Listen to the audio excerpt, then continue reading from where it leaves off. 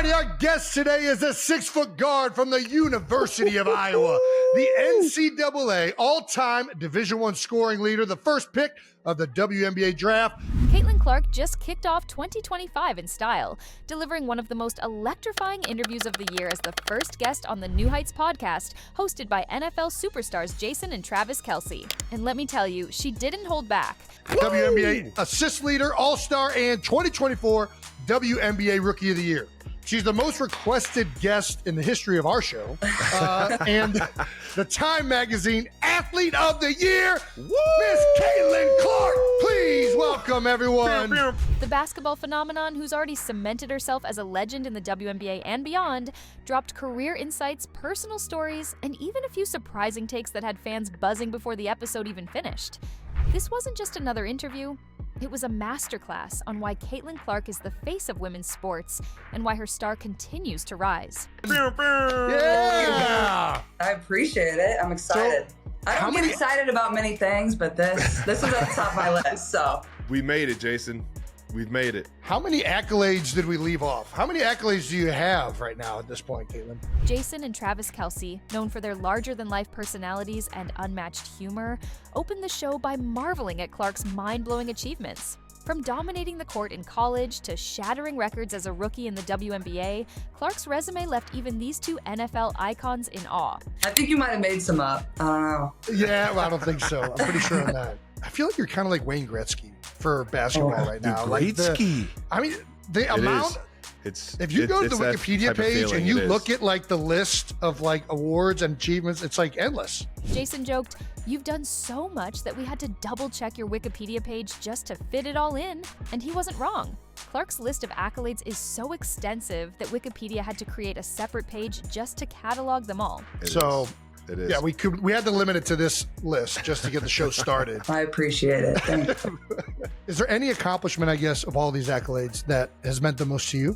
The Kelce brothers brought their signature humor to the conversation, but it was clear they had immense respect for their guest. When asked about her favorite achievement, Clark shared a heartfelt moment about her family. Oh gosh, that's a good question. Well, I'd give you the answer my mom would say is probably academic All-American. She was proud of me for being a good student in college. So that's that answer. Nobody Love talks that about answer that. from Mom. That's what I'm talking about. I did all right in school, so hung in there. But other than that, I mean, they're all cool, but you don't really care. It kind of just comes with it. It comes with having fun. And Clark shared her mom's pride in her academic achievements.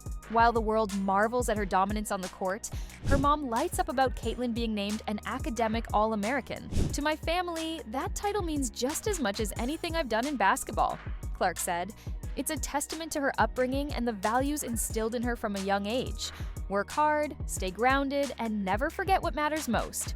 I think that the Time Athlete of the Year was cool too, just because you see the list of like all the athletes that they've had prior to me, and a lot of those people I idolized growing up, and LeBron's been the only other basketball player, so and it's cool as a woman, like they haven't had many females on the cover too, so for women's sports it's kind of special, but you know, just kind of comes with playing the game and having fun, as you guys know. The ever-humble Caitlin gracefully moves the spotlight on her Time Athlete of the Year honor and shares a bigger picture. It's not just a personal accolade, it's a win for women's sports as a whole. She emphasizes how this recognition shines a light on the progress being made across the board, from packed arenas to skyrocketing viewership.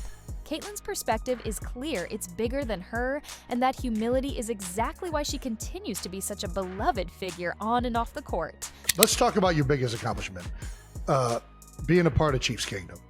That's right. How long have you been a part of the Kingdom? I'm sorry, Jason. Not You to can crush apologize to me. I'm honorary member. I'm a Midwest kid, so there's this picture that's been circulating a couple years ago when I was on Peyton Eli's Monday Night Show, where I'm in a full Chiefs outfit. I had family in Kansas City, and I grew up in Des Moines, Iowa, which is only 3 hours from Kansas City. The interview took a lighter turn when the conversation shifted to Clark's love for the Kansas City Chiefs. A self-proclaimed diehard fan, she lit up talking about the team's incredible journey. "I've been following the Chiefs since I was a kid, and watching them dominate the league has been amazing," she said, grinning from ear to ear. Oh, yeah. That's just the closest NFL team. So my dad was a big Chiefs fan growing up, so People think I'm like a bandwagon Chiefs fan. I'm like, no, I was there before Patrick and Travis. Like we were. I love it. We were ride or dies, so we've been big fans, and now obviously all the success you guys have had has made it a lot of fun for us. Who was your childhood like? My brother loved Tony Gonzalez. Like that was Tony his G. guy. Yeah. What a guy. So, Clark also shared her family's love of the notorious NFL star Tony Gonzalez. and we still try to go. We went to the Christmas Day game last year. I think the year before you might have played on Christmas Eve, maybe. We went to that. We were sitting outside for that one. My toes were like about to fall off. My fingers about to fall off. I don't get how you guys play in that type of weather, but... From her fondest game memories to the Chiefs' relentless drive, it's clear Caitlin isn't just a basketball phenom, she's a diehard sports fan through and through. Next comes her big Chiefs fan request to Travis. I'll tell you what, we punched our ticket, so we're definitely we're gonna at least have. I would assume we at least got one at Arrowhead, but you know, you're invited to them all. So all right, appreciate you guys. Thank you so much. Thank you so much for coming on, Caitlin. Caitlin Clark's interview with Jason and Travis Kelce on the New Heights podcast was an absolute masterclass in storytelling, and one of the most compelling segments came when she delved into her basketball journey. From her earliest days with a ball in hand, Caitlin's connection to the game has been nothing short of destiny. She didn't just play basketball, she lived and breathed it, competing against boys on playgrounds and gyms across Iowa, where she quickly began to make a name for herself. We heard you got your first recruiting letter in 7th grade. Yeah. Is this true? Yeah, so at the time, like... That's insane. It's insane. Were you playing with high schoolers at this point? Yeah, it's honestly sad. Like, where college, like, recruitment has kind of gone. It's just insane. But also... I got you. I feel very fortunate. Like, my parents were just, like... They told my older brother, like, go get the mail. Like, we don't want your sister to see that. They, like, wanted me to be in 7th grade cool. and, like, enjoy middle school and, like, hang out with your friends. Like, you shouldn't be cool. worrying about where you're going to college. I love that so much. Clark also dropped a jaw-dropping revelation that had both Kelce brothers stunned. She received her first college recruiting letter in 7th grade. Yes, 7th grade. While her classmates were stressing about homework and middle school drama, Caitlin was fielding attention from major programs, a clear sign of her unparalleled talent even at such a young age. Caitlin also gave credit where it was due, to her parents.